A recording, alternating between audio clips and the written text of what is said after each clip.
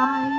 So இன்றைக்கி வந்து நம்ம என்ன பார்க்க போகிறோம்னு பார்த்தீங்கன்னா குட்டியாக ஒரு ஆர்கனைசேஷன் வீடியோ அண்ட் குக்கிங், அப்புறம் என்ன என்ன மெனு இன்றைக்கி அப்படின்றது தான் இந்த வீடியோவில் பார்க்க போகிறோம். ஸோ இன்றைக்கி ஃபுல்லாக என்னென்ன நடக்குதுன்னு குட்டி குட்டியாக நான் வந்து கிளிப்ஸ்லாம் ஆட் பண்ணியிருக்கேன்.